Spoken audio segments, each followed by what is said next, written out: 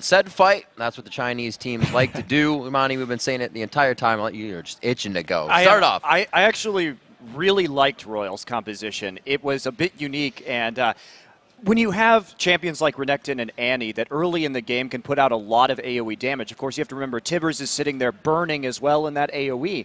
And when you pop that Hemo Plague, and with a frontline mage like Vlad who's constantly doing AoE, it magnifies all of that Dominus and Tibbers damage as well. And it makes things pretty vicious if you're going to have an extended engagement. And if we look at OMG coming in, trying to kill Uzi, cool on Ahri, looking for that opening, it takes time to get that opening, and all the while your team's just getting burned down. That being said, you know, they are going up against a very mobile comp here. Lee Sin and Ahri, it's not a wombo combo. That takes definitely some skill and some precision to land that. A couple times, Annie's done missing, so it's a very, very complicated comp to pull off. And people will probably wonder, like, why did Uzi play Caitlyn that game? He's not known to play Caitlyn. He normally plays hyper carries like Trist or Twitch. And the reason is, OMG knew that he wanted to play Twitch, and they picked Jax, Lee Sin, Ahri, which are not good champions for Twitch. You can't hit Lee Sin because he's too level. You can't hit Jax because he has Counter-Strike up, and Ahri's just an assassin that's going to kill you. So he picked a much more safe champion like Caitlyn, and he was still able to carry that game. Yeah, Caitlyn really worked for him in the team fights, being able to use his maximum range. Actually does really well against the Corki in lane, but the matchup was dodged. There's not much synergy between Caitlyn and Annie, so I kind of frowned when I saw that, and I would have liked to see something else. But Uzi definitely shows why he's so good, because he has his long-range, uncatchable AD carry, and if he gets caught, it's because he wants to.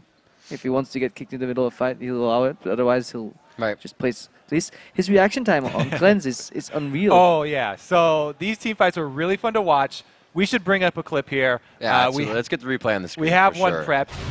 Let's grab this up on your screen. And Double Lift, I know you want to start this one out. Yeah, so this was when RYL's 3,000 gold behind. Normally, you're not itching to push down towers right here and play aggressively. But, I mean, this is two Chinese teams going head-to-head. One thing I want to point out here is you have to watch both the supports. Zyra landed a beautiful ulti, but so did Tabe. And I think a 4-man Hebo Plague and 3-man Tibbers is what you're going to see. Roll the clip right now, and you'll see Jax is going to go in really aggressively because he knows he's ahead. There's going to be a 4-man Hemo Plague and a beautiful wombo combo from both teams. But I think Loveland overcommits right here. He doesn't have to die, but he dies anyways. It's fine. It's still 2 for 1. OMG can just back off. It's 2 for 1. They killed 2 people. Only Lee Sin died. Okay, but I think Gogoing gets a little bit too greedy here. And this is just Son playing really well. He cleanses Ignite, sidesteps the missile, and just kills. So that was just Uzi beautiful. playing really well right there. That was the amazing. sidestep on the missile. But yeah, the cleanse, immediate sidestep. Uzi had already committed to his Valkyrie forward because he was like, shoot the missile up. He's dead. No, he ends up paying for it because the Vladimir he's going after has Zanya's. And just the presence of mind to not cleanse Jax's Counter-Strike and to save the cleanse for later is just, it's just too amazing, dude. Uzi is so good. As well, you have to shout out, you're like, oh, Loveland overcommitted. He didn't have to die there. Uzi flashed forward to get that shot to kill him. Yeah, that's true. That's true. So a good question here is, when is it a good time to be able to fight when you're 3,000 gold down? Because that was kind of one of the biggest points you had coming into that. How does a team find that opening? Well, generally when I watch two Chinese teams play, any time is a good time to watch a team fight. Like, just go, go, go, go, go. And at the same, it's just a wombo combo versus another wombo combo. Go ahead. At the same time, though, eventually throughout the game, you saw Jax split pushing becoming an issue. So when they actually have everybody locked up in a lane, they become very clustered and very predictable. And that's where those AoE teamfight can come in. If Jax is coming straight at you, you can at least dodge Counter-Strike. That's what you saw at the start of that fight. Jax sweeps in, Counter-Strike's only one target, Renekton. He doesn't care. Everybody disengages, whacks away at Jax. If they're coming from different angles or they're spreading AoE like they did that one Dragon fight where they turned it around, I would have never guessed they would have, but they just let RYL have the Dragon. They came in, spread out, and used their mobility so well to counteract the AoE comp. This is actually probably why RYL was pushing, because if they didn't, they would get split pushed and mobility would have torn them apart.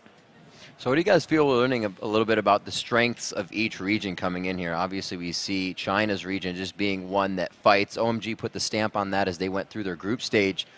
Do you think that's the one that's going to get it through? We also have, SKT, who does themselves like to fight, but only when it's surely warded and everything's going their way. I just can't stress enough how well these guys fight each other. Every fight, 10 to 15% health. They would leave the fight. Coming one more time, just hit somebody, leave again. A little bit. Yeah, just one fight went on for a good 35 seconds, and one guy died, and all the rest were hit on like 15%. I don't understand how that's possible. they fight so much, they get a lot of practice at it. That's you got to give it to them. This is definitely going to be an action-packed series. I'm much more excited for the rest of it now than I was at the start. one thing that we haven't touched on was the Baron, and then whether people agree with it or not. Take it away. I think that real quick, RYL played that really well. And again, it goes back to the fact they didn't have an answer to the split pushing Jax. So they lost the inhibitor. And when they took it into the lane with the super minions and then shoved it in afterwards, they nullified the gain from the Baron, took 2 towers, took the inhibitor, and just went all in one more time. So that was a fantastic use of that Baron. Crepo, final thoughts? Yeah, OMG was pretty much forcing a guaranteed split push with a 50-50 Nasher. Right. And RYL just read that completely. They knew if we give them a 50-50, the game can be done here. If we deny the possibility of a 50-50 by engaging and getting Lee Sin down and then taking Nasher, trading it for inhib and then pushing the inhib lane where the inhib was down, that was the correct play, and I just really like how they played that. Really good read. If anything I learned from you is that 50-50 is always on your mind. You're watching for a team to make We've that lost mistake. too many 50-50s. They're not 50-50s. They're more like 40-60s. All right, everyone.